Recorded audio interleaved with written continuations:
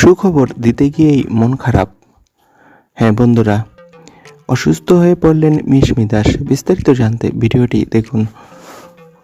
টলিপাড়ায় আবারও বড় খবর সোশ্যাল মিডিয়ায় শেয়ার করলেন নতুন কাজের সুখবর মিশমি দাস।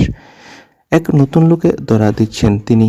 রীতিমতো চমকে গেলেন অনুরাগীরা। জানা যাচ্ছে এবার মিশমিকে দেখা যাবে নতুন ধারাবাহিক মিস্টার অ্যান্ড মিসেস পরশুরামে। এই ধারাবাহিকে মিশমি অভিনয় করবেন নন্দিনী দীক্ষিত চরিত্রে, যে চরিত্রটি মূল নায়কের দিদি এবং পেশায় একজন শক্ত মনের আইনজীবী।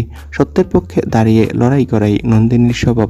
মিশমি লেখেন নন্দিনী দীক্ষিত, যার গলার দৃঢ়তা আগুনের মতো তেজ, এবং জানান রাত 8:30 শুরু হবে তার নতুন যাত্রা। কিন্তু ঠিক এই ঘোষণার পরেই খবর আসে। সূত্রের খবর, পরশুরামে এন্ট্রি নিতেই অসুস্থ হয়ে পড়েছেন অভিনেত্রী মিশমি দাস।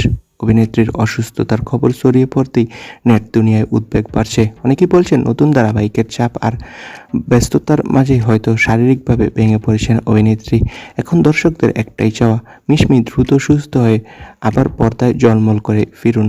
কারণ পরশুরামে নন্দিনী চরিত্রে মিশমিকে দেখার অপেক্ষায় মুখিয়ে আছেন সকলেই। তো বন্ধুরা, তোমরা সবাই তার জন্য প্রার্থনা করো, সে যাতে সুস্থ হয়। ধন্যবাদ।